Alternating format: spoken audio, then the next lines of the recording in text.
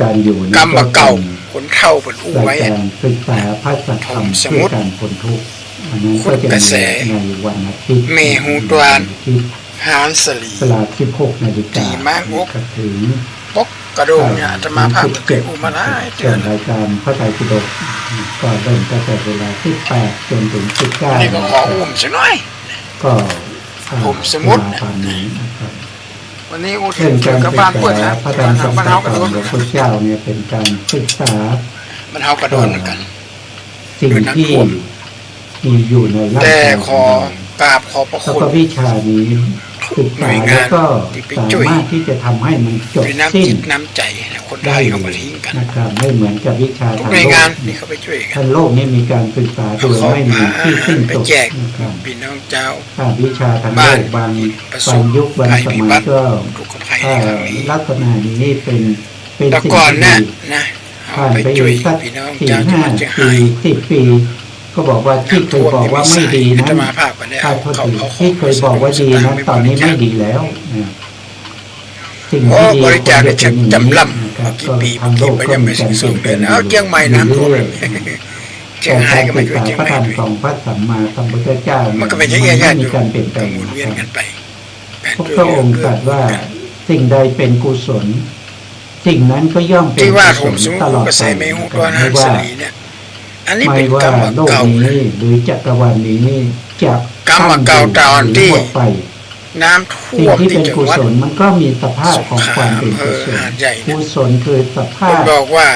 แต่ก่อนน้ำก็ไหลไป ที่ เป็นปก ให้ ติ ผลเป็นความสุข ทาน ตรง น้ำ นี้มันก็จะมี ต่อมาก็มี ลักษณะอย่างนี้ตการลอดไปไม่ว่าจะเป็นยุคไหนสมัยไหน คลองผม จะมีพระพุทธเจ้ามาตรัสรู้กี่พระองค์ก็ ที่ จะ มัน บอก มี อย่า ทาง ง ไป นี้ มันก็ ไม่ เป็น มีการไม่มีความแตกต่าง ก็มันสามารถที่จะน้ำมันไหลไปได้ตามปกติ เพราะฉะนั้นการศึกษาพระธรรม นอกนั้นยังบอกพอเด้อ เจ้ามันมีโอกาสที่จะจบนะมีโอกาสที่จะจบไม่ต้องศึกษาอยู่แล้ว ถ้าจบอ่ะนะ จากบนภู จ เขา บคืออะไรจบก็คือ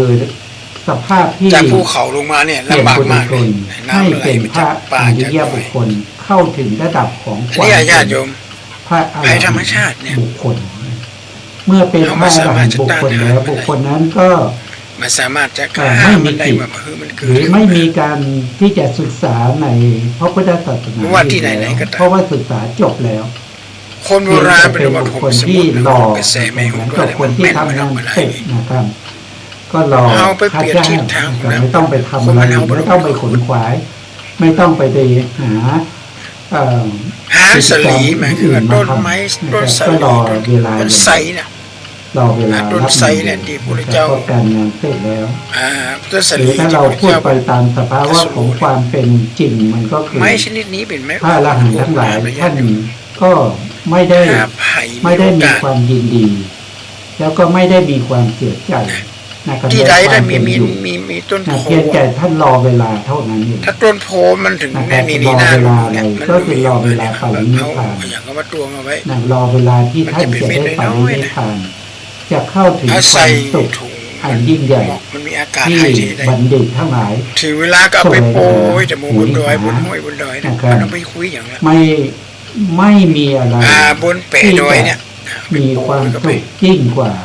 ปรินิพพาน วันดีคืนนี้เกิดความ ป สุข รินิพพานเป็นความสุขที่ยิ่งใหญ่ ฟ้ามันตก สำหรับบัณฑิตนะครับ เม็ดโพเม็ด ส่วน ส บุค ลี คลที่ มันก็ เป็ จะ น ป่ง ไม่ใช่บัณฑิตนั้นก็เขาคงไม่ บน แส เป ดง น้อยนะ เขาไม่แสดงหานิพ และ พาน ต้นสลีเนี่ยห้า เขา มัน ค เนี่ ง ย ไปแสดงหาอย่างอื่นนะครับส่วนผู้ที่เป็นบัณฑิ มัน ต จะดูดซับเอาหมด ผู้ที่มีปัญญาทั้งหลายย่อมแสดงหา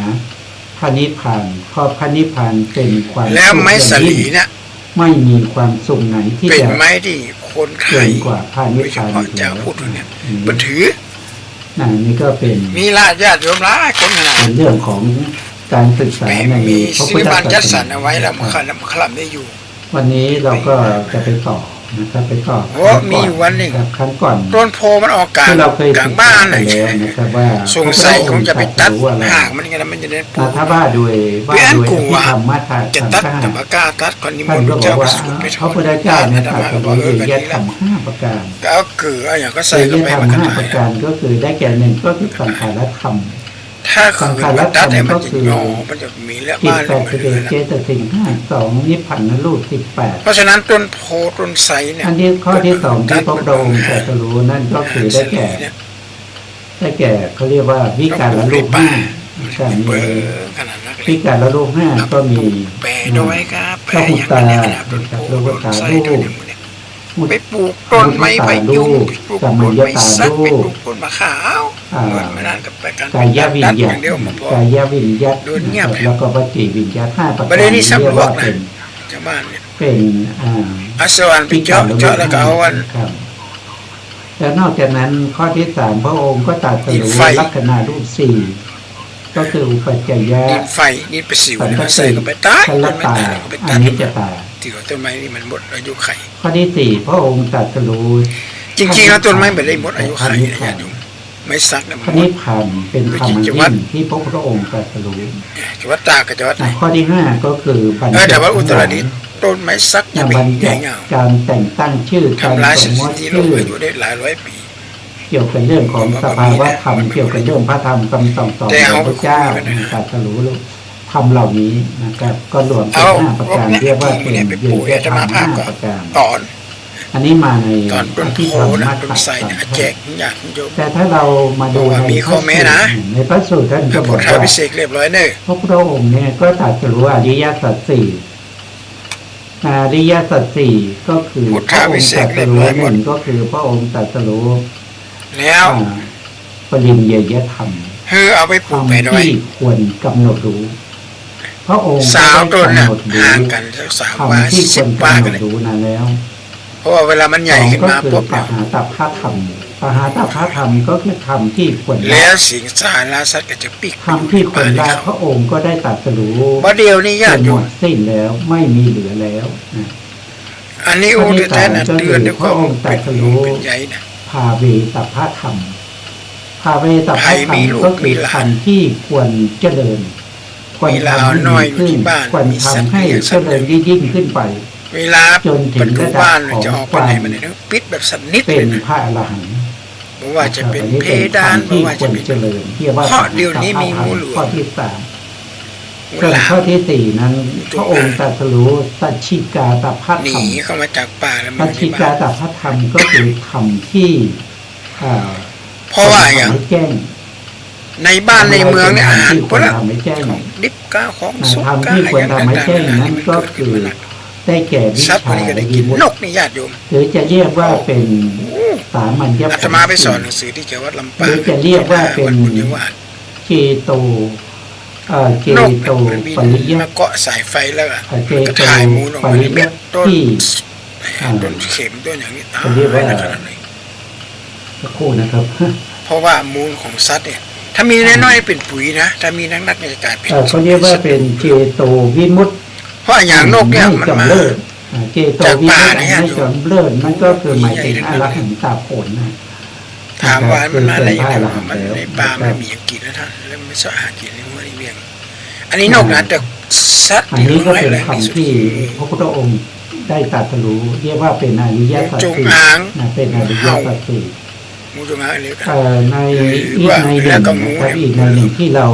าศึกษา งูหมูเนี่ยนะมัน ศึก อัด ษา มัน ตา ตะ ม กืนเข้าไปน่ะละอ่อน ตาม น้อยนี่ คำ อย่า สั่ง ไป ส ปล่ อ อย น ละ ของ ปะ พระ ละ สัม เลย มา มา สั ได้ มพุท เล ธ ย เจ้านะครับ ให้ ก็ บ้าน คือ ใคร ท่านบอ ที่ ก มี ว่าพระองค์ทรงตรัส ป่า รู้โด ใกล้ ยช ป่า อบ อยู่ใกล้ และ ห้วยก็อยู่อย่างแม้จะ ด้วย ไม่ได้ พ เลี้ย ระ ง องค์ หมู เอ นี่ ง เลี้ยงกัน เป็นธรรมทั้งปวง เคยมีญาติโยม ซึ่งเป็นธรรมทั้งปวงเพื่อความ เหลือมเข้าไปในบ้านเลย เพื่อความรู้ความเข้าใจที่ยกขึ้นที่จะมาแต่ละบท อันนี้คือท่าน เข้าไปคร จะ บ ให้ คนใน เรา บ้านก็มี ให้เราเนี่ยฝึกในการที่จะทำให้อริย ก็ สัจ เข้าใน สี่ ป่า เกิดขึ้น มั นะ น ค ก็ รับ เข้ามาหาในบ้าน นะต้องฝึกให้อริยสัจสี่เกิดขึ้น เพราะว่าอริยสัจสี่จะเกิดขึ้นได้ก็ต้องมี โดยเฉพาะนานเนี้ย มี นาน การฝึก มันชอบ มีการฝึก ที่อบอุ่น มีการฝึกมีการ ในกรุงเทพมีนักขนาด ทำปฏิ นั้น บัติ เลย นะมีการปฏิบัติมีการพิจารณามีการไต่ตรองมีการ ขนาด สาธยาย ใส่ ทอดบท มุ้งลวดอะไรอย่างเงี้ยมันยัง มีการ บุญขึ้นมาอยู่ นำไปแสดง เพื่อให้ มันได้กิน อริยสัจที่เหล่านี้สามารถเกิดขึ้นได้ เข้ามา ท่านก็ให้เราฝึกว่า เช่น ต้อง ใน ระมัด การ ระวัง พิจารณาแต่ละบทเนี่ย อย่างเช่น นอกจากเขาจะป้อง เห็น เขา เนี่ จะ ย ระวังเรื่อง อะไรเป็นตัว ค เห็ น น หลายแหละและมีหมู่ ตัวที่เห็น ธรรม นั่น ชาติ คืออะไรนะตัวที่เห็นนะเขาเรียกว่าเป็นจักรวิญญาณเป็นจิต จะไป แต่ ปล่อย จิ ป ต ละละ ที่ เล เป็น ไป จัก ได้ ร นะ วิญญาณนั้นจะเห็นได้เนี่ยต้องอาศั อ่ะ ยอะไร มันมีอูถึงเรื่อ ก็ ง อา เกี่ยวกั ศั บ ย ว่า จักขุปัสสะ ลักธรรม ที่ ใน เขาเรียก ทาง ว่า พุ เป็ ท น ธ จั ศาก ส ขุ นา นะครับจักขุก็คือจักขุ ที่พระเจ้า ปัส ตรั สะ สไว้ จักขุปัสสะเนี่ยเขาเป็นอินทรีย์เนี่ยเรียกว่า เจริญรุ่งเรืองได้ จักขุน นี่ สี เป็นผู้รักผู้ใหญ่ เพ เนี่ ราะ ย เขาเป็นใหญ่ในการที่จะให้ ต้องมี เห็น ลักธรรม ถ้าไม่มีจักขุจักขุ ลั ปั ก ส ธรร สะ มในการดำเนิน มั ชี น วิ ก็ ต การเห็นจะเกิดขึ้นไม่ได้ เพื่อให้เกิดความเจ วิ ริญ ถี รุ่งเรื ทางการเห็น ก้าว จะ หน้า เกิดขึ้นไม่ได้เลยไม่ว่าจะเป็น คนบอกว่า ไม่ การ ว่า เป็น จะ คนใหญ่เนี่ย เป็น เป็นคนใหญ่ สั โต นติ เนี่ยจะต้องมีหนึ่ง นะครับ ปากจู เอ่อก ว้าง แล้วก็ ตาโต ตาวชนะแล้วก็ชวนะนะครับลาตาทาน ปาก หน้า จู ที่ ก็ เกิดขึ้นใน ยิ้ วิ มไว้ ถีจะไม่มี ตัก เลย ทาย นะ ปลา ครับ ใส่ ถ้าไม่ ไผ่ มี ไป จัก ไผ่ ขุ มาแขกไปไผ่มา ประ ตั สาก ท ทาย หรือ ปลา จัก ใส่ ขุนสีเพราะฉะนั้นเราก็จะต้องทำความ อาตมาภาพ รู้และทำความเข้าใจในเรื่องของจักขุโดยความเป็นอริย ฝรั่ง สัจ กิ๊กก๊อกฝรั่งยัก ท่าน ษ์ ก็ให้เรา เจอหน้าก็ ใน ยิ้ม การ ใส่ ที่จะ จากหน้าตาบู ทำแล้วก็ บึ้ง เอา เนี่ ไป ย สาธยายท่องบนอยู่บ่อย เออ ๆ ฝรั่งมัน เพื่อ ปาก เป็น จุ อุปนิสัยให้อริย ว่า สัจเกิดขึ้นนะครับ เป็นคนใหญ่ ตรง จะ นี้ ไม่ ท่าน เชื่อ ก็ เราอ่อน ให้บ ล ท ง ให ไป ม่นะครับว่าให้บทมาเรา เชื่อแบบ เราก็ มี จะ เหตุมีผล เราก็จะ ผู้ ทำ รั กาก ร ผู้ใหญ่หรือพ่อแม่บาง พิ ค จาร น ณาไตร่ตรอง สูญ ไข้ เสีย ควรนะครับ หรือท่องบนตึก ทรั ไป พ ใน ยากรมี อ ค่า ริยสัจสี่นะครับ เช่นจัก เพ ขุ ราะฟังกรรมส่วนสอของผู้น้อย จักขุ แล้วอ่อนน้อย จัก ยัง ขุ มา ส อุ้ม มุ มา ทั เชื่อย จักขุตัวนี้คือเป็ เชื่ น อ ทุ จ ก น ข ส สัจ นิทใจเลย ทำไมเป็นทุกขสัจล่ะก็เพราะจักขุเนี่ยมันมีธรรมชาติของความเกิดความ ฟังเหตุฟัง ฉ ผ ลา ล ด ก็ แล้วก็ความดับ ละ ไป อ่อนสองคน นะครับมันที่เป็นทุกขสัจ มันต้องวิเคราะห์ให้ดีพระเจ้าเป็น เป็นทุกขสัจจักขุถ้าเราได้ยินคำว่าจักขุโสตคานะชิวหากายะ ควรมัน อันนี้มันเป็นทุกขสัจ จะไป เรา สุ่ม เรา สี่ สามารถ สุ่ ส่ ม ง ห้า ข้อเข้าไปใน ไป ทุ เลย กขสัจได้เลย ผู้ นะ นำ ค บา รั ง บ คนผู้หลักผู้หลักผู้ใหญ่บาง ขั้นต่อมาก็คือ ผู้น้อยบางคนนี่เอา จัก มาเล่า ขุ กลับไปเชื่อ สมุทัย ต้อง จัก เอา ขุ มาจับ สมุทัย อันนี้ผลป ก็ ระโยช คือ น์ ได้แก่อะไรท่านบอกว่าจักขุสมุทัยนี่ก็คือได้แก่เหตุให้เกิดจักขุนั่นเอง ตาโต เหตุให้เกิดจักขุประสาท ตาต้องใหญ่ เป็นเหตุให้เกิด ตาต้องใหญ่ด้วยนะ จักขุ คนเป็นผู้รักผู้ใหญ่เนี่ย เพราะฉะนั้นอันนี้ก็แสดงว่าเป็นเหตุให้ จะต้องเอาแก่นตา นะครับ เจ็ดแก่นไหนญาติโยม จักขุสมุทัยเป็นเห แม่ ตุ หน้า ให้ แม่ เกิด ตาเลยฮะแก่นตาเนี่ยนี่ แล้วจักขุสมุ มีอย่างข้อ ทัยส แก่ มุ นตา ทัย เจ็ด ที่ไหน แก่น ล่ะ ทำ ก็ มา สมุทัยในอดีต จาก ใน เหตุ ภพที่แล้วเนี่ย เป็นเหตุเป็นปัจจัย อันเนี้ย ให้ อาจารย์ เกิ เกิ ด ด จัก ใน ขุ โลกนี้มันได้เกิดบดายบดายมันต้องมีเหตุ นะครับจักขุที่เรา มีอย่างเกิดขึ้นแล้วเรา ใน ไง นี้เราได้มาจาก เกิด ท่ว มก็ เหตุ ไฟไหม้ ในอ การ ดีต เกิดค ชาติ วามแห้งแล้งอะไร ในอดีตชาติเนี่ยเรา ผมว่าธรรมันยุตตา เรามีสมุทัยนะครับ อ่อนคนนี้ เรา เป็น มี ยา ความ เจ็ ยิ บ น บ่ ดีในการเห็นเรียกว่าเป็นดู ไปฟังไปหาปลาไปหาหมอเด้อ นะ ถามว่ากินมันยัง ยิน นะ ดีในการที่ อ๋อ จะ ไปเขียนส้มมะขา แส ม ว มาง โอ้โห หาการดูการเห็น นะ นะ ค ค รั รั บบ ดูปลาลงเรียกว่าลูก แถมคนหนึงไม่ได้กินอะไรอย่างเจ็บท้องขึ้นมาเนี่ยอ๋อ เราจึงได้ มาน้อง ทุ กินสักอย่างหนึ่ง ที่ ละ เป็นจักขุมาย าเสพติด ใน กะ ภพนี้ ของจอมข เรา อง จึง น้อง มี กะ การนะครับ สะสมในร่างกาย ต่อมาในอริยสัจที่สามท่านก็ มั ให้ นไม่เหตุหร เรา อมันถึง เข้า ได้ ใจ มี ในเรื่องของจักขุนิโรธ รู้จักเหตุ จักขุนิโรธก็ ธรรมัญ คื ยุ อ ต ได้ ตา แก่ อัฏฐัญยุตตา ได้แก่อะไรก็คือความดับแห่งจัก พระ ขุ เจ้าเป็นว่าปลูกพืชเช่นไร แล้วก็ ผลเช่น เห นั้น ตุให้เกิดจักขุนั่นก็คือความ มะ ดั ขา บ ม ทุกข์ ไม่ได้ แล้วก็ กิน เห มะขาม ตุให้เกิดความดับทุกข์ ปลูกมะขามหวานก็ได้มากินมะขาม เห ห ตุ วาน ให้เกิดความดับทุกข์และจักขุนะครับ ปลูกมะม่วงก็ได้กินมะม่วง เขาดับที่ตรงไหน ตรงนั้นจะเรียกว่าเป็นนิโรธ เหตุในการสร้าง นั่นก็คือเป็น แล้วผลก็จะเกิ ถ้า ด เป็นความดับทุกข์ รู้เหตุ หรือเป็นนิพพา อั น ฏฐัญญุตตา นิพพานอยู่ที่ไหนนิพพานก็อ ตา ยู่ แก่น ที่ ที่สอง ความดับทุกข์แล้วก็เหตุให้เกิดทุกข์ความดับทุกข์กับเหตุให้เกิด อะ ทุ ละ กข์ดับที่ แก่น ไหน ตาที่สองอาการยุตตานะแก่นตาที่สามอาการยุตตาอัตตายุตตาเนี่ยเป็นผู้จัดตน ข้อที่สี่นะครับข้อที่สี่ เขาเป็นไผ่ ข้อที่สี่จักขุนิโรธคามินี เป็นละอ่อนเป็นคนใหญ่เป็นผู้น นีปฏิปทา ำจะต้องมีเหตุมีผลกัน ค อันนี้ก็คือข้อปฏิบัติให้ จะเป็ ถึ น ง ผู้ ความดับ นำเป็น ทุกข์ เชื่ออย่างแห่หมด คือข้อปฏิบัติให้ถึงความดับจักขุ จะอารมณ์เป็นการตัดสินปัญหานี่ ข้อปฏิบัติให้ถึงความดับจักขุนั้นคืออะไร สังเกตดูญาติโยมมาเลย ก็คืออาริยมรรคนะครับอาริยมรรคมีองค์8ที่ประกอบ บา กั ง น คน ใน เนี่ย ม มั ร น ร จะ ค ถูกเก่า จิต เลยหู้กับผมเป็นไผ แล้วก็ ไอ้งาน มี ถูกเก่า นิพพานเป็นอารมณ์ ตัวเนี่ยผมหู้จักตัวเป็นไผ ตรงนั้นเราเรียกว่าเป็นเราเรียกว่าเป็นนิโรธานินีปฏิปทา มัตตยุตา ตามที่พระพุทธองค์ได้ตรัสว่าเธอทั้งหลายพึงกระทำความเพียรเพื่อให้รู้ตามความเป็นจ หู้ ริง จัก ว่า ประมาณในการกินหู้จักประมาณในการบริโภค หนีทุกขสมุทัยหนีทุกขนิโรธ บางคน หนี สะ ทุก สม ข ของเอาไว้เนี่ยอุ้ย โลนิโร จะ ธา น้อย คามินีปฏิปทา ผมหู้สะสมไม่อย่าง นี่ที่พระพุทธองค์ให้สาวกทั้งหลายเนี่ย บ่หู้จัก ทำความเพียรเพื่อให้รู้ตามความเป็นจ หู้ ริ จัก ง ประมาณในการ ความเป็นจริงของอะไรพระองค์ให้เราตามเรื่อง ว รู้ งการ ถึง แพท ความ ย์ เป็น เปิดได้ จริ วิ ง จัย ของ เอา ทุ ว่าก ข์ความเป็นจริงของเหตุ จะมี ให้ ประ เกิด โยชน์ ทุกข์ ก็ต่อเมื่อเขาหิว ความเป็นจริง ใครอยากกินข้าวสมัยก่อนนี่ไม่อยากกินมันมีไม่ ทุกข์ หิว ดับ ถ้าหิว แล้ว เข้า ก็ แล้ว เหตุให้เกิดทุกข์ดับ แต่ถ้าใบ ที่เรี หิ ยก ว ว่าเป็ เนี่ น ย นิโรธก็คือทุกขานิโรธนะครับ กินด้วยความอยากก็กินด้วยความหิวมันต่างกันซื้อรถหรือซื้ออุปกรณ์เอามาใจเนี่ยถ้าเป็นประโยชน์ต่อการทำงานเนี่ยมันดีเหมาะสมขนาดนั้นซื้อรถปิกอัพกาซื้อมอเตอร์ไซค์ก็เอามาขี่ไปทำงานเนี่ยหรือซื้อรถปิกอัพกาซื้อรถอะไรอย่างรถบรรทุกอะไรอย่างนี้เพื่อจะไปประกอบธุรกิจอันนั้นก็เรียกว่าใช้ให้มีเหตุมีผลแต่ซื้อรถเก่งเอามาอวดเปื่อนฟุ้งเอามาอวดสาวอวดคนนั้นคนนี้หวังมั่งมีสีสุอวดมั่งอวดมีไปละมูจักประมาณตัวเก่าละ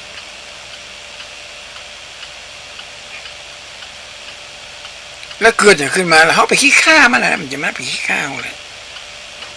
สิ้นเดือนมาแล้วไฟแนนซ์ไม่ภาพสตางค์กับมาพอเพราะว่ามันเป็นรถหรูเอามาขี่เล่นมูจักประมาณตัวเก่าละปัญหาไม่เกิดขึ้นนักขนาดในยุคนี้สมัยนี้กาลยุตตาแกนตาแกนต่อไป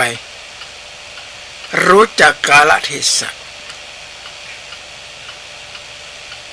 เวลาไหนกินข้าวเวลาไหนพักผ่อนเวลาไหนทำงานมันต้องพิเคราะห์มันพิจารณานะ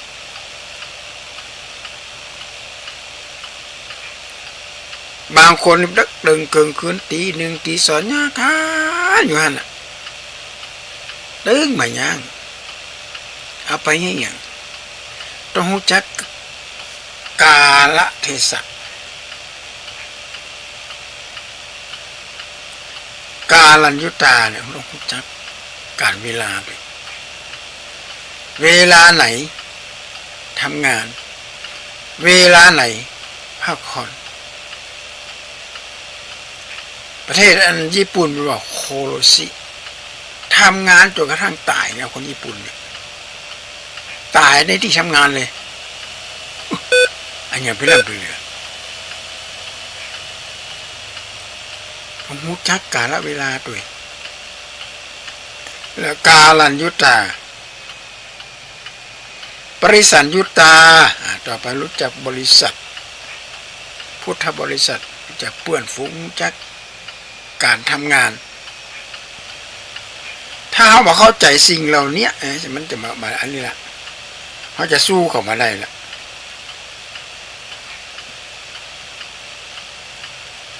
แล้วคำในทางพุทธศาสนาญาติโยมสาธุชนทั้งหลายเป็นหลักธรรมที่คือหมายความว่าปริสัญญุตานี่คือหมายความจากชุมชนหลายคนญาติโยมไปอยู่ที่ไหนเขาก็จังไปอยู่ที่ไหนก็โดนไล่เพราะบ่ฮู้จักชุมชนบ่ฮู้จักสังคมว่าหมู่บ้านนี้เป็นกินอย่างไรเป็นอยู่อย่างไรเป็นนับถืออะไรอย่างเป็นมีความเชื่ออย่างเนี้ยเขาต้องเข้าใจไป คือหมายความว่าปรับตัวเข้ากับหมู่กับคณะถ้าบางอันแล้วนี่ลำบากละ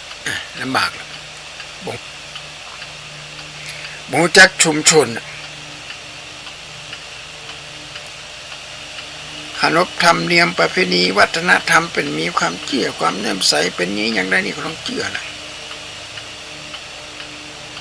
ตาแกนที่6นี่สำคัญมาก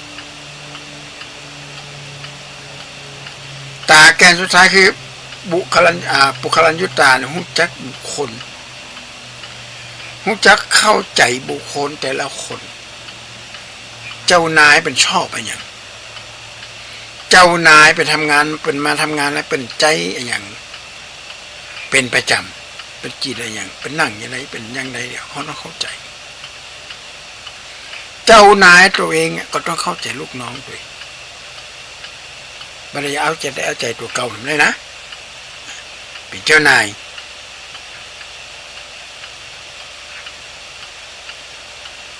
ความแตกต่างของคนในญาติโยมมันเลี้ยงดูมันเหมือนกัน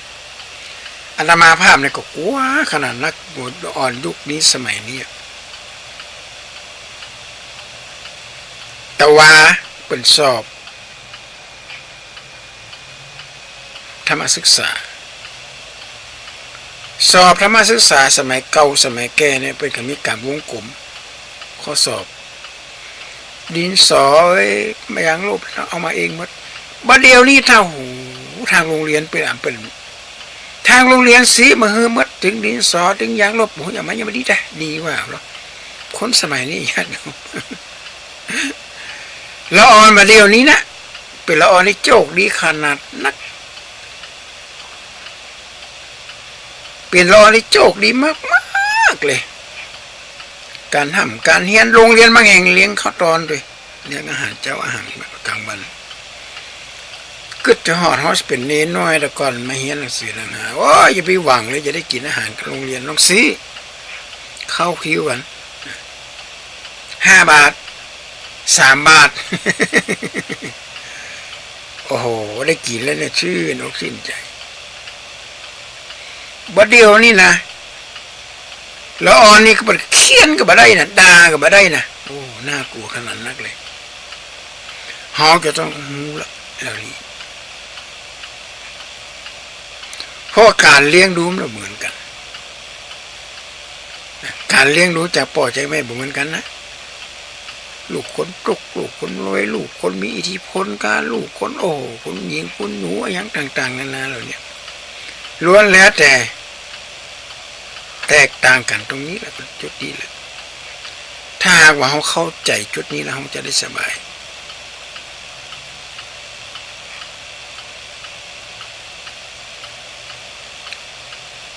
เข้าใจบุคคลบุคลัญญุตาเนี่ยพระเจ้าเป็นไม่เผยแผ่ศาสนาก็เป็นเขาเข้าใจเรานี่แหละแล้วเอาหลักธรรมน่ะเอามาประยุกต์เข้ากับอาชีพของคนที่ทำงานคนทำนาก็โอ้ถึงสุภาษิตของการทำไร่ทำนาคนตัดฟืนก็โอ้ถึงเรื่องธรรมะนะบางคนทำกับข้าวก็คนเลี้ยงงัวก็อย่างเงี้ยแล้วคนเลี้ยงงัวในจูงงัวเข้าไปในเล้าในแหล่งเปิดกับเปรียบเทียบว่าพญามัจจุราชต้อนฝูงชนก็ไปสู่ความตายพอได้ยินขึ้นมาปุ๊บโอ้โหผู้คน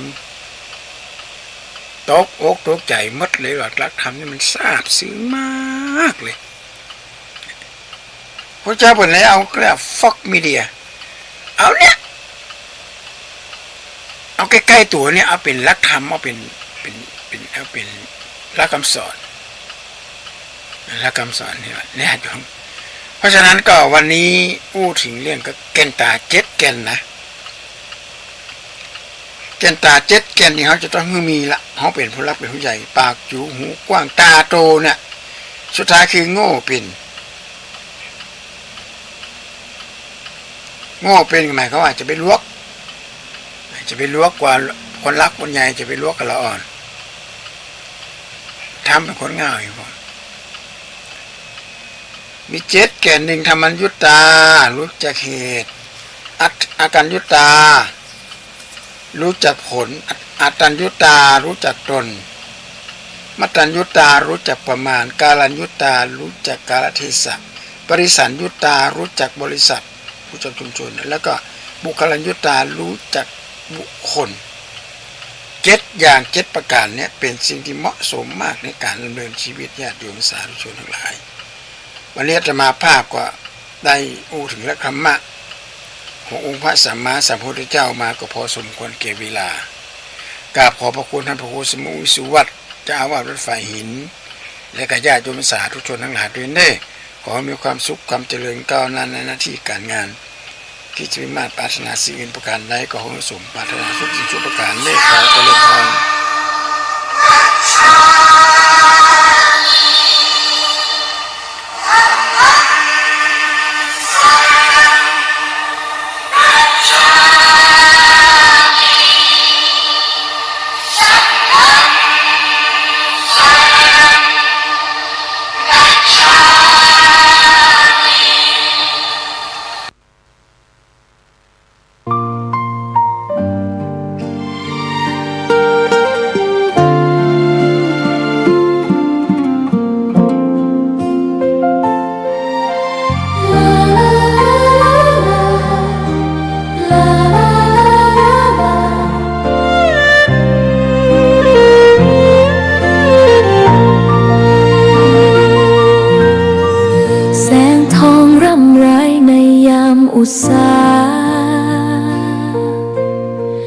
ยังเห็นพระเมตตาอยู่ทุกแห่งหน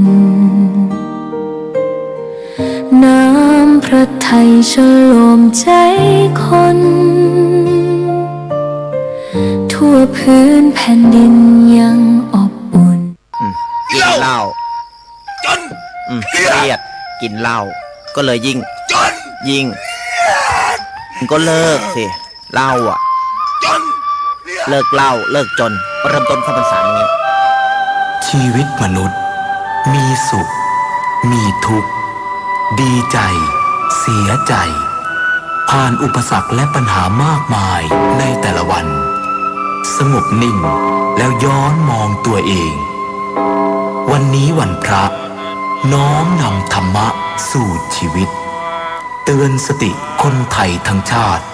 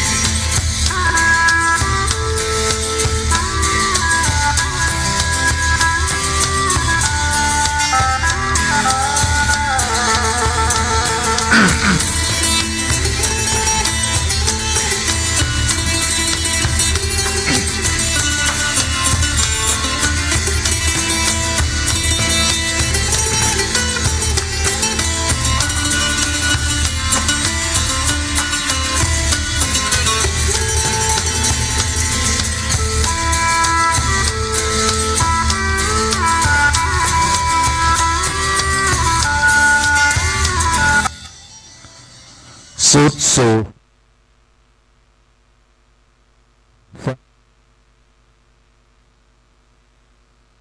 ขอความผาสุกในการรับฟังซึ่งรายการธรรมะเพื่อประชาชนขอให้บังเกิดมีในจิตในใจในตนในตัวของ ป่ออีแม่ปีน้องคณะสัตยาญาติโยมที่ฟังรายการทุกคนทุกท่าน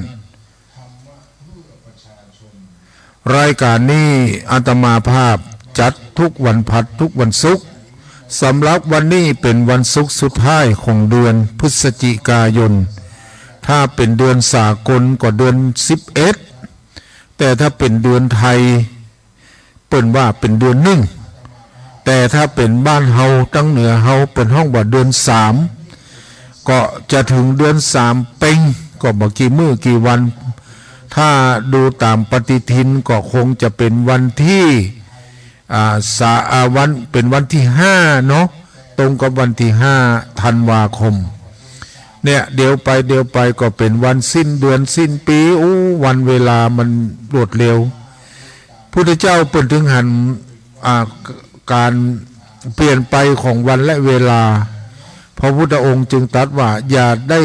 ประมาทในการใช้ชีวิตแต่ละมื้อแต่ละวันในวันนี้อาตมาภาพจึงได้นำเรื่องเกี่ยวกับกฎแห่งกรรมหรือว่ากฎของกรรมสิเที่ยงตรงกฎของคนไม่เที่ยงธรรมกฎของกรรมสิเที่ยงตรงเป็นอย่างนั้นจริงๆด้านกฎหมายเนาะบางทีก็บ่สามารถจะลงโทษได้สำหรับคนที่เป็นหู้และเป็นเข้าใจลบหลีกหาจ้องหาหูจากกรรมมันนักการกระทำที่กฎหมายนักอาจจะกลายเป็นเบานะแต่ถ้าเรื่องของกรรมแล้วเปิ้นบ่ได้หลีกบ่ได้เว้นบ่หันแก้ไผบ่ต้องไปหาเรื่องหาเล่าหลีกหนีจากกรรมไปได้จะหาข้ออ้างใดๆเพื่อให้ลดกรรมที่เขาได้ทำไปนั้นเป็นไปตึงได้นั้นอีพ่ออีแม่ได้ยินได้ฟังไปแล้วก็ได้นึกถึงพุทธเจ้าที่เป็นสอนให้หมู่เฮาได้พิจารณาถึงความแก่ความเจ็บความตายที่มันเกิดขึ้นเพื่อหมู่เฮาจะได้ใจชีวิตที่เหลืออยู่ใจเวลาที่เหลืออยู่ให้มันเป็นประโยชน์เฮาเศร้าแสวงหาเข้าของเงินทองต่างๆเข้าของเงินทองต่างๆนี่มามากมายแล้วจนพอหาไว้เต็มธนาคารเต็มบ้านเต็มจองซึ่งสิ่งที่จะติดเนื้อติดตัวบัจจัยสิ่งของเงินทองต่างๆที่อีพ่ออีแม่มีอยู่ที่หามาได้ในที่สุดก็ต้องตกเป็นของลูกของหลานวันนั้นอาตมาเจอคนรู้จักกันมันเปิดบอกว่าเงินทองที่หามาได้นี่นะเขากินเขาเอวอย่างเดียวใครไปไหนก็ไปใครเนี่ยอย่างก็เนี่ยส่วนเงินทองเขาพ่องก็เหลือน้อยๆเขาหาต่ออันนี้เป็นหมายถึงลูกเต้าเข้าปั้นบักแต่พ่อแม่บางคนก็หาไว้ให้ลูกกลัวลูกตุกบ่ยอมกินบ่ยอมอดยอมอยากใครอยากกินยังก็บ่ยอมซื้อกินแต่ลูกที่จะเข้าใจในความคิดของพ่อของแม่นั้นมีน้อยบางทีก็เรื่องเป็นแบบตามมีตามเกิดนี่แน่มีพ่องบ่มีพ่องฮื้อพ่องบ่ฮื้อพ่องก็มีเหตุนั้นจะได้ก็ตามท่านสาธุชนทั้งหลายกฎแห่งกรรมนั้นเป็นเรื่องที่พุทธศาสนาเฮาเป็นเน้นถ้าใครอยากจะทำความดีนั่นแหละท่านกำลังใจเวลาที่เหลืออยู่เป็นว่าใจเวลาอย่างคุ้มค่าเพราะเฮาหันแล้วว่าเวลาที่เฮาจะอยู่เนี่ยจะจากโลกนี้ไปเสือเนาะตายเนี่ยเฮาบ่ฮู้เฮาจะตายวันไหนอย่างวันนี้บ้านสมณะหมู่บ้านสมณะเป็นหมู่ที่6ก็ได้สูญเสียคนในหมู่บ้านเป็นละอ่อนหนุ่มมีครอบมีครัวแล้วกำลังลุ่งกล้าขายก็ได้เสียชีวิตมาแรงวันนี้ก็ขอแสดงความเสียใจกับคุณสุคำปินตาแต่ได้เสียลูกบ่าวตะกี้ก็โทรมาบอกให้ว่าลูกเจ้าเสียแล้วมันนึกเลยว่าจะได้ไปทำไมถึงเป็นอย่างอี้ถ้ามาถึงแล้วมันก็ต้องมีนึกถึงเรื่องกฎแห่งกรรมนี่แหละเพราะคนเฮาต้องพัดพรากจากของรักของเจริญใจทั้งหลายทั้งปวงนะเห เห็นนั้นสิ่งที่พุทธเจ้าเปิ่นสอนเนี่ยมันบ่ผิดจากความเป็นจริงซึ่งเฮาหันได้หู้ได้ปะได้บางคนก็ปะเจ้าบางคนก็ปะยามปะไหนนะเพราะว่าความพัดพลากเนี่ยมันบ่เฉพาะแต่บุคคลวัตถุสิ่งของรวมไปหมดเฮาฮักสิ่งไหนความเจ็บปวดความทรมานความโศกเศร้าเสียใจย่อมเกิดจะได้ก็ตามขอให้นึกถึงพุทธเจ้าเมื่อเปิ้นได้แสดงธรรมโดยเฉพาะเปิ้นก็เน้นอยู่ว่าให้นึกถึงความเป็นจริงมันบ่เฉพาะแต่ว่าเฮาจะต้องเจอคนเดียวเรื่องความพัดพรากนี่มันจะเกิดขึ้นกับทุกคนแน่นอนปะกันในวันนี้มีอย่างอู้กันดีๆปะกันฮักกันถึงแม้ว่าบ่ใจเกิดในสายโลหิตเป็นญาติพี่น้องเดียวกันก็ตามแต่เฮาต้องฮักความเป็นมนุษย์เหมือนกันบ่ต้องไปติว่าคนนั่นว่าคนนี้ติแล้วมันบ่ตายนี่เนี่ยไปโตเนี่ยอะไรที่มันบ่ตายถ้ามันเป็นอย่างอันจริงๆเนี่ยมันก็ต้องเนี่ยเนาะแต่ว่ามันบ่ป้นน่ะนะบางทีไปสร้างความคัดข้องหมองใจไปสร้างศัตรูใครว่ายังก็ว่าใครติยังก็ติครั้งที่มันบ่ได้ประโยชน์อย่างเห็นนั้นจะได้ก็ตามกรรมเวรเนี่ยมันเป็นสิ่งที่สำคัญทำดีได้ดีทำชั่วได้ชั่วถ้าใครบ่เชื่อเรื่องอย่างอี้ก็แล้วไปเพราะครูบาอาจารย์บอกว่าตนใดเปิ้นก็อู้ถึงกฎแห่งกรรมว่าทำอย่างใดย่อมได้อย่างอันนี้เหมือนกับเป็นติถูกต้องบ่มีไผที่จะมาคัดค้านได้ว่าสิเฮาเนี่ยจะได้จะต้องได้อย่างอันเนี่ยโดยเฉพาะในความรู้สึกของคนเฮา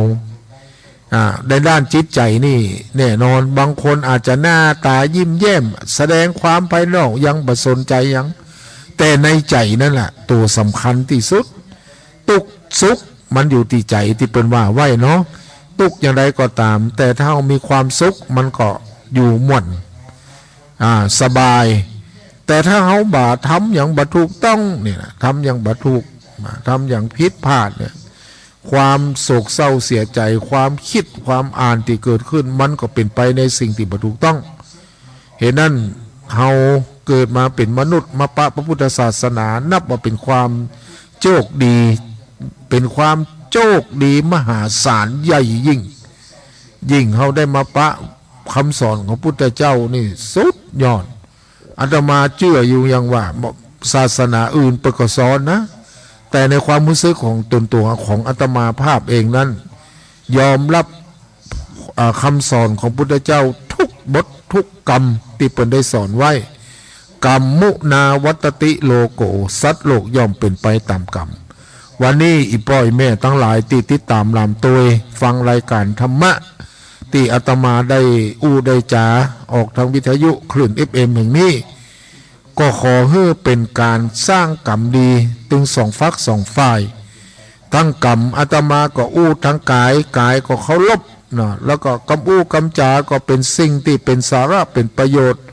และจิตใจที่อาตมาอยู่ในจิตในใจก็อยากจะเผื่อแผ่เป็นการแสดงถึงความมีเมตตาจิตที่อาตมาภาพอยากจะให้อีพ่ออีแม่ทุกคนได้ยินได้ฟังบ่จะไปคิดว่าที่อาตมามานี่เป็นคำสอนของอาตมาเป็นคำสอนของพระพุทธเจ้าเน้ออาตมาไปเอาคำสอนพุทธเจ้าเอามาสอนเอามาบอกเป็นบอกว่าอย่างนี้ถ้ายังพระพุทธองค์ยังมีพระชนอยู่ก็อาจจะแสดงบทบาทอย่างนี้คอยเป็นผู้ปฏิบัตินะแต่พระพุทธเจ้าเป็นปรินิพพานไปแล้วแต่สิ่งที่เป็นเหลือไว้คือคำสอนนะพ่อเหยแม่เหยก็เป็นหน้าที่ของพระสงฆ์องค์เจ้าที่มีความสนใจเนาะศึกษาเรียนรู้และนำไปประพฤติปฏิบัติรู้แล้วเข้าใจแล้วก็ขอได้นำเอาความรู้นั่นเข้าใจนั่นที่มันถูกต้องเป็นธรรมะที่แท้จริงมามาจากกับทุกคนทุกท่านวันนี้จะเป็นภัยจะเป็นสายแรกเพราะเวลาขณะนี้7:41 นาทีไม่ใช่8 โมง7:41 นาที19หมายถึง7 โมงเนาะ20ก็หมายถึง8 โมงเมื่อคืนเขากันแบบบ้านเฮาเนาะ อู้แบบบ้านนอกอู้แบบคนที่เข้าใจกันบางคนก็บอกว่าท่านพระครูอู้แบบคนโบราณแม่นอีป้ออีแม่นี่บ่ใครได้ยินละบางทีห้อง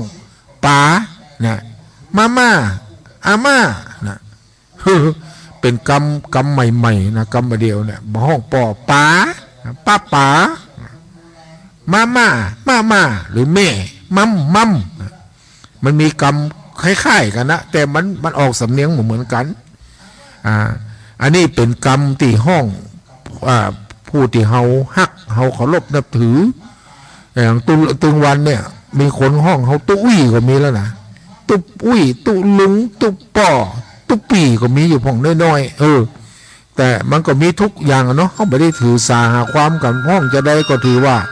เป็นการห้องที่ถูกที่ควรวันนี้มาไก่เน้อวันนี้นะมาจากอำเภอดอกคำใต้เป็นของแม่บัวตองเนาะขอเจริญพรเนอะแม่เนอะตะวาบ่ได้โทรมาเนาะหนาวก็หาตังปุ้นหนาวขนาดเลยเจ้าหนาวขนาดเนาะกี่องศา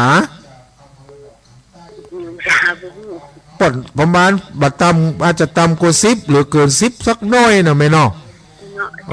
ผ้าตัวผ้าห่มอย่างก็เนาะต้องออกมาละขนออกมาละเนาะแต่ก่อนนี่อาจจะห่มพื้นบัดเดียวอาจจะเป็น2พื้น3พื้นถุงตีนถุงมือหมวกเนาะต้องเตรียมไว้ก็ดีใจเนอะแม่เนอะที่เป็นหนึ่งเดียวในจังหวัดพะเยามาโทรมาอุ้มมาจาขออนุโมทนาขอบคุณที่ติดตามลำตัวนะแม่เนอะสาธุแฮมสายนึ่งมาจากไก่เหมือนกันอันนี้ของแม่สุกแก้วเนาะขอเจริญปอนเนอะจับไม่สาเนอะท่านพระครูเจ้าสาธุมาข้ามยำแรงในเรื่องโกฎแห่งกรรมนะเจ้าเนาะทุกคนมันจึงมีกรรมเหมือนกันหมดนะเจ้าปฏิเสธตุ้มได้เนาะแม่เนาะได้เลือกหาเขาจะก้อนกายเอากรรมชั่วหรือว่ากรรมดีแม่นเลือกเอามันเฮามีสิทธิ์เลือกได้แม่นอย่างดีแม่ขอคือรักษาพยายามดูตัวแลตัวเก่าอันใดบดีก็ถอยเหี้ยอันดีก็ทำต่อเนาะแม่เนาะอนุโมทนาแต่อายุได้80 ปีแล้วนะเจ้าถือว่ายังเก่งนะโทรศัพท์ได้ยังอู้ได้เนาะคล่องชัดเจียวก็ขออนุโมทนาแต่ขึ้น98.75ว่าโน้สองซากนะท่านพระครูชัดเจนนะเจ้าสาธุขอบคุณเจ้าของสถานีเนาะที่เปิดปล่อยสัญญาณอย่างเต็มที่ทำให้ได้ยินได้ฟังธรรมะขออนุโมทนาเนอะแม่เนอะสาธุแม่เปิ้นมาไก่เนาะมาจากละปูนจากละปูนก็มีเนาะจากมันนั่นมาจากไหนนะตะวามาสายหนึ่ง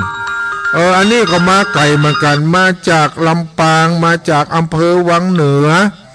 แม่เฮือนบ้านแสนต่อเนาะขอเจริญปอนเนอะ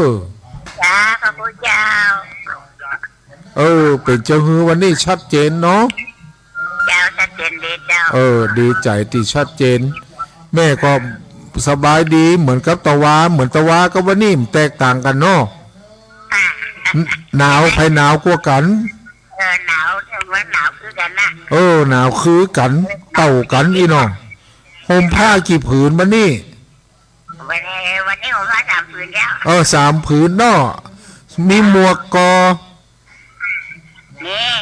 นั่นมีหมวกมีถุงตีนกอ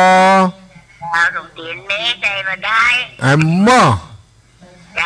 ก็ระวังเป็นวัดเป็นไอแม่มันนานหายขอดูแลตัวเองเนอะแม่เนอะเป็นห่วงกันเนาะขออนุโมทนาสาธุกับแม่อุ้ยเฮือนซึ่งก็โทรมาทุกวันแม่อาตมาได้มาจัดขออนุโมทนาอยู่ดีมีสุขเนอะแม่เนอะบ่เป็นอย่างขอให้รักษาถึงมันอยู่ปกติเนาะบ่เป็นนักไปกว่านี้หายไปตัวเล็กตัวน้อยเนาะแม่เนอะสาธุ สาธุอันนี้ก็โทรมาแต่เจ้ากรรมบัดนี้ครับไอ้นั่นก็โทรมาเป็นสายตีสามเนี่ยคนเฮาเนาะถ้าอยู่ดีมีสุขนี่มันก็บ่ต้องไปกึดอย่างอื่นเนาะบ่ต้องไปกึดทำที่มันบ่ถูกต้องทำดีไปเรื่อยๆสั่งสมไปตัวเรื่อยๆมันจะให้มันเต็มอกเต็มใจก็หลุดพ้นจากโลกวัฏสงสารเมื่อใดสามารถแบบมาเวียนว่ายตายเกิดแหมมาหมดกิเลสหมดจดนี่นะเฮาก็บ่ต้องมาเวียนตายเวียนเกิดบึดเป็นนั่นบึดเป็นนี่ซึ่งพระพุทธเจ้าเพิ่นนึงบอกไว้นะว่าถ้าอยากจะไปเกิดเนี่ยอยากจะไปตีดีปุ้นก็แนะนำให้เป็นอย่างไผไผที่จะช่วยตัวเฮาได้มันก็บ่มีไผละบ้านปลายชีวิตก็ทำเพื่อตัวเองการทำดีมันจะมีกับการฮื้อตานอย่างเดียวกำอู้กำจ่าอู้ดีวาจาดีบ่ไปว่ามไปอย่างไผบ่ไปดำลิติว่าคนนั่นคนนี้มันก็เป็นความดีหรือว่าด้านจิตด้านใจเฮาบ่ไปคิดอาฆาตบ่ไปพยาบาทไผก็ถือว่าเฮาเป็นคนที่มีความคิดด้านจิตใจภายในหันว่าทำดีได้ดีทำชั่วได้ชั่วเนี่ยเป็นสิ่งที่ทุกคนก็ควรที่จะเก็บไว้เอาไว้ในจิตในใจจะไปวันนี้จะอู้ก็ไปในทำนองติน่าจะขวนเล่าน่าจะขวนคนนั่นคนนี้ว่าคนอันคนนี้ทั้งที่เฮาก็ไม่ได้อยู่ในเหตุการณ์เฮาก็ต้องระงับกำอู้กำจ๋าที่ทำให้เกิดความเสียหายบางคนนะเนาะอย่างถึงวันเนี้ยเป็นข่าวกันก็คือบางครั้งก็อยู่คนละตีเขียนว่าคนนั่นว่าคนนี้นะถ้าเป็นเอาเรื่องขึ้นมาก็ต้องลำบากนะต้องอาจจะไป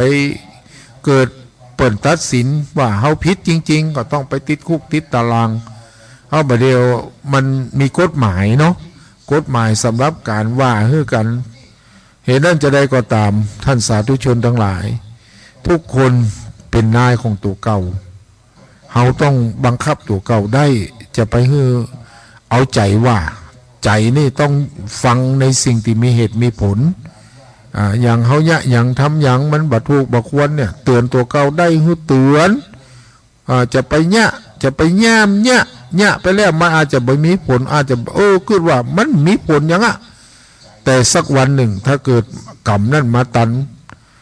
มันจะทำให้ท่านได้กึดได้สำนึกถึงเรื่องที่มันบ่ถูกต้องช่วงนี้อากาศกับหนาวตะกี้ได้ยินข่าวตังวิทยุอสมทเปิ่นก็ได้อู้ถึงเรื่องราวต่างๆทั้งเหตุการณ์บ้านเมืองแล้วตลอดถึงเรื่องเกี่ยวกับน้ำท่วมที่ภาคใต้ซึ่งขณะนี้ตั้งวัดในจังหวัดเชียงรายก็ขอกันวัดละ 2,000 บาทเนาะวัดละตำบลละ 2,000 บาทตำบลอำเภอเวียงป่าเป้ามี8ตำบลละ 2,000 ก็รวมได้ก็คงได้เงินอยู่10,000 กว่าบาทก็จะได้มอบให้ตังจังหวัดเปิ่นได้รวบรวมทุกอำเภอมอบไปตังภาคใต้อาจจะไปมอบให้คณะสงฆ์อำเภอนั่นอำเภอนี่ติดประสบเหตุหายนะเกิดอุทกภัยน้ำท่วมตั้งใต้กับบ้านเฮานี่แตกต่างกันบ้านตั้งเหนือเฮานี่ก็บ่ค่อยที่จะมีหัวรุนแรงหรือว่ายอมรับก็จะเรียกร้องอย่างก็เปิดมาหู้มาหันด้วยหูด้วยตาอย่างมีนักสงเคราะห์ทั้งหลายนักประชาปนว่าที่มีจิตใจสาธารณะมีจิตใจที่ดีงามก็ได้นำอย่างต่างๆเป็นตัวแทนของคนที่เปิดมามีโอกาสได้มาทำนั่นทำนี่ทำข้าวปลาอาหารทำข้าวกล่องดาราบางคนก็คนที่บ่เคยหู้เคยหันก็บ่ได้หันกันหมดเพราะเปิ่นมาเนี่ยของกินของว่าแจกแจงไปตามบ้านต่างๆก็คงจะทั่วถึงคงยากเนาะยากอยู่พอสมควรเหตุนั้นคนเฮามันก็ต้องช่วยเหลือตัวเองไว้ก่อนมีอย่างตีเก็บได้ก็เก็บอย่างที่เกิดขึ้นในแม่สายเกิดขึ้นอำเภอเมืองที่คณะสงฆ์เวียงป่าเป้าก็ได้ออกไปช่วยบริจาคกันนัดกันไปเป็นรถขบวนเดียวกัน ออกไปตามที่ต่างๆ ก็ได้รับความร่วมมือจากคณะสงฆ์แต่ครั้งนี้เป็นขอเป็นด้านอันนี้มากกว่าเป็นปัจจัยมากกว่าเนาะเอาไปซื้อเอาไปตีมันใกล้ขนส่งง่ายๆเพื่อเอาไปช่วยมันจำเป็นมดเนาะจำเป็นมดเครื่องใจไม่สวยโทษเด้อของใจส่วนตัวไม่ยิงของใจละอ่อนของใจคนที่เปิ้นนอนติดเตียงแพมเพิร์สอันมีความจำเป็นต้องใจเนาะของทำความสะอาดร่างกายเป็นสบู่ยาสีฟันเนี่ยมันจำเป็นต้องใจโดยเฉพาะน้ำกินมาได้อาบน้ำ10 วันมาก็ยังมาเต้ามาได้กินน้ำเนาะมีน้ำกินน้ำที่สะอาดความจริงน้ำที่หั่นก็เป็นน้ำที่นี่แหละแต่ก็กินมาได้ อาบมาได้โอ้น่าอินดูแต่คนที่เปิ่นไปประสบเหตุอย่างอีเขาเกิดถึงพ่อแม่พี่น้องตั้งเหนือเขาเจอกันแม่สายตอนนั้นเนาะพอน้ำพออย่างแต่ละบ้านแต่ละหลังโอ้ขี้ทรายมันหลั่งไหลกลายเป็นขี้เปอะขี้ตมตกอยู่ในบ้านชั้น1ชั้น2นะแต่ครั้งนี้เขาว่าตั้งใต้นี่นักเขาว่าอำเภอที่เจอเนี่ยอำเภอที่จังหวัดสงขลาอำเภอหาดใหญ่เนี่ย เป็นอำเภอที่เหมือนรูปเหมือนกับกระทะมันต่ำมันเป็นอ่างกระทะไปแล้วทีนี้น้ำทุกทิศทางมันก็ไหลลงมาที่หั่นมันตกหนักมันบ่ไหลไปทางใดเนาะแล้วมันมีที่ระบายได้มันก็ดีทะเลก็ซ้ำน้ำทะเลมันหนุนเหนี่ยมกำนั่นเตอะ มันก็ไปกันเป็นทุ่มเป็นแถบอันนี้เป็นห้องบ่ามันเกิดขึ้นตามธรรมชาติของเปิ้นก็ขอคือกำลังใจผู้ประสบภัยทุกคนทุกท่านบ้านเฮาก็บอกไว้นักแล้วเนาะปีนี้ก็นักไปนักอยู่บางตีแต่ก็บ่นักเหมือนข้างก่อนก็ได้รับความร่วมมือช่วยเหลือจากหน่วยงานของราชการเปิ้นก็เอานั่นเอานี่ไปแจกอาจจะแก้ไขบางจุดเพราะว่าตามคลองต่างๆที่เฮาได้หู้ได้หันก็มีอาการมีการเปิ้นว่าตื้นเขินเกิดจากการพัดเอาหินเอาดินเอาทรายจากบนไหลลงแม่น้ำที่เคยลึกก็กลายเป็นแม่น้ำที่ตื้นไปเหียหรือบางแห่งก็โดนบุกลุกจากเจ้าของให้ของนาที่แปลงมีนาอยู่ติดแม่น้ำ ถมเข้าเอาออกไปกำเล็กกำน้อยจากแม่น้ำกว้างเป็น10 วาเหลืออยู่2 วาก็มีวาปลายก็มีแล้วก็ตื้นแห่งต่างหากเนาะเหตุนั้นจะได้ก็ตามอันนี้มันก็เป็นเรื่องที่ทุกคนต้องช่วยกันแก้ไขอย่าหันแก้ตัวเกินไปบอกมันก็บ่มีศีลมีธรรมการอยู่ด้วยกันมันก็ค่อนข้างจะลำบากเพราะต่างคนต่างมองกันในแง่ของศัตรูหรือคนบ่เข้าใจกันเนาะย่อมจะนำมาซึ่งปัญหาต่างๆคนไทยเฮาเนาะถึงแม้ว่าจะอยู่คนคนต่างแต่เมื่อยอมรับว่าผืนแผ่นดินนี้เป็นของไทยตึงหมดใครเจอเหตุการณ์อย่างต่างๆก็ต้องช่วยเหลือกันไปอันสายหนึ่งเป็นของแม่ไลเนาะแม่ไลจากบ้านสันทรายสาธุเนแม่เนอเขาเจ้าเอาวันละอ่อนอยู่เราอ่อนโทรมาหากะละอ่อนเขามาอยู่บ้านวันนี้เป็นลูกเป็นหลานเนาะแม่เนาะเป็นหนูนะกะดีละไปอยู่ที่ไหนก็อยู่สระอันอย่างจังไม่แม่ดีละไม่เอาหารแม่เนาะความเป็นห่วงนะแม่เนาะแต่งบ้านอยู่ใกล้กะดีละมาอยู่ใกล้เขาจะได้แต่งบ้านเป็นบ้านยำแหลมแต่โลมันกะรถยนต์น่ะกะหลังคาแต่งใหม่กะเอาไฟอันต้นสายไฟฟาดเข้าใส่หลังคาใหม่น่ะหลังคากะอย่างนั้น2-3นี่อันนี้เลยกะพวกอันอย่างก็ประกันเพิ่นดีละของเซ็ตไวๆนะแม่เนอะจะได้ขึ้นอยู่เนาะบ้านคือวิมานแปลงบ้านดีมีติครับมีห้องมีอย่างมันก็ดีสะดวกคนเฮามันต้องมีติอยู่นะแม่เนาะ1เข้าปลาอาหารเนาะเข้าปลาอาหารเสื้อผ้าไม่ความจำเป็นเนาะปัจจัย4ก็ขอให้กำลังใจเนอะแม่เนอะรักษาสุขภาพ อยู่ดีมีสุข สาธุสาธุอันนี้ไม่ไรเนาะวันนี้ถึงแม่จะบ่มีคนโทรมานักมาหลายก็เป็นอย่างเนาะเพราะว่า บางคนเป็นก่อนหัวหนาวเก็บเนื้อเก็บตัวอยู่ในผ้าห่ม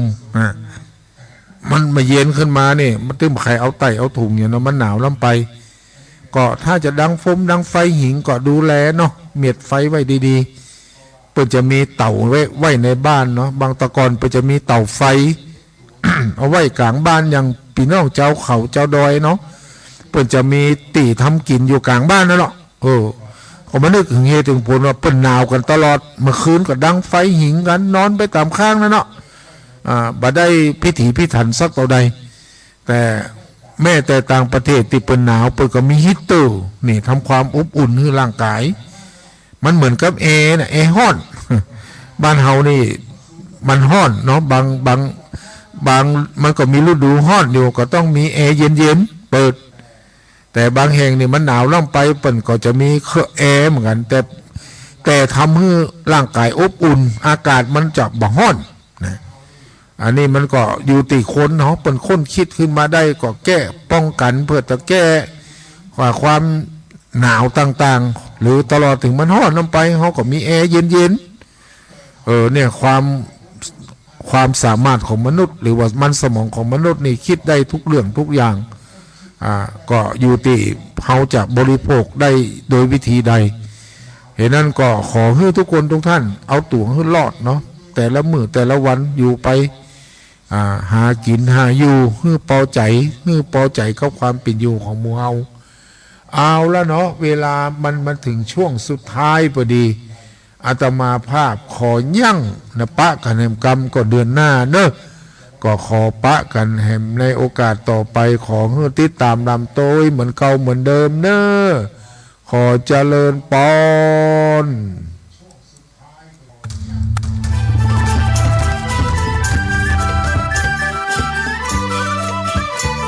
จากที่สูงเรียก1669กระดูกหักเรียก1669บาดเจ็บกระดูกสันหลังเรียก1669ไฟฟ้าช็อตเรียก1669ไฟไหม้น้ำร้อนลวกอย่างรุนแรงเรียก1669จมน้ำเรียก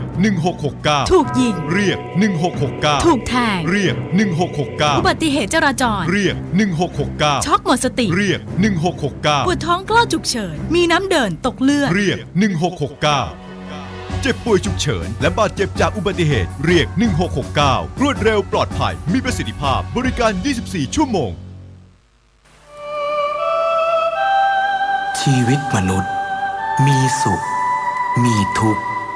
ดีใจเสียใจผ่านอุปสรรคและปัญหามากมายในแต่ละวันสงบนิ่งแล้วย้อนมองตัวเองวันนี้วันพระน้อมนำธรรมะสู่ชีวิตเตือนสติคนไทยทั้งชาติ